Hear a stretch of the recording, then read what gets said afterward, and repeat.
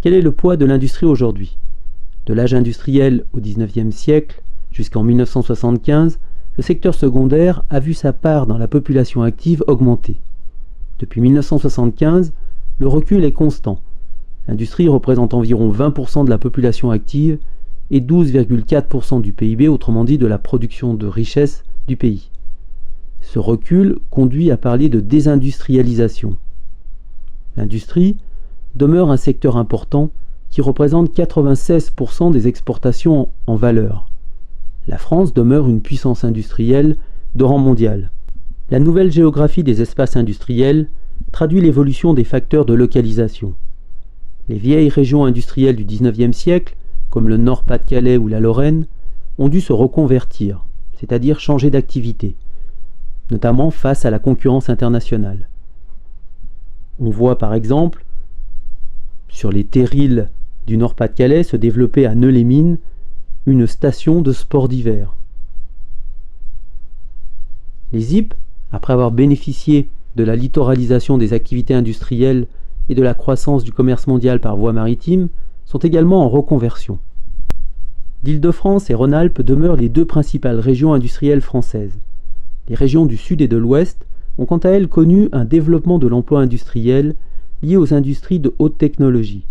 La qualité de l'environnement, le cadre de vie agréable sont devenus des facteurs de localisation importants pour attirer une main-d'œuvre qualifiée.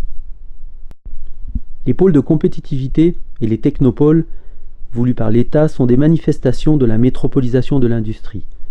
Ces espaces consacrés aux industries de haute technologie et à la recherche sont nés de la coopération d'acteurs publics et privés. Cette carte nous montre les 70 pôles de compétitivité que la France devrait compter en janvier 2016. On remarque qu'il existe des pôles de compétitivité sur l'ensemble du territoire, avec tout de même une domination de la région parisienne, de la région Rhône-Alpes, du littoral méditerranéen, de la région de Toulouse et du littoral atlantique. Le pôle de compétitivité Atlampol, près de Nantes, développe ainsi des biothérapies.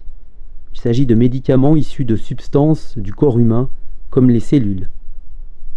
Les métropoles ont de nombreux atouts tels que l'intégration au réseau de transport performant, les centres de recherche, les universités et une population très qualifiée. C'est pourquoi elles concentrent de plus en plus les activités industrielles. Comme les autres secteurs, l'industrie est également soumise aux dynamiques de mondialisation et de développement durable. La mondialisation, par la concurrence qu'elle crée, a entraîné le déclin des activités nécessitant une main-d'œuvre nombreuse, comme le textile ou l'industrie lourde. Les délocalisations sont une manifestation des difficultés de certaines activités industrielles à rester compétitifs face aux pays émergents qui proposent des coûts de main-d'œuvre très faibles. Les espaces productifs, basés sur la haute technologie, l'innovation, profitent au contraire de la mondialisation. Les collectivités, l'État et l'Union européenne encouragent notamment par des financements les projets renforçant l'attractivité de ces espaces. Enfin, une dynamique s'est créée autour du développement durable. S'inscrire dans cette dynamique durable est devenu incontournable pour les activités industrielles de l'automobile aux hautes technologies. On peut citer l'utilisation de l'aluminium pour réduire la consommation d'énergie ou encore la recherche pour également réduire la consommation d'énergie.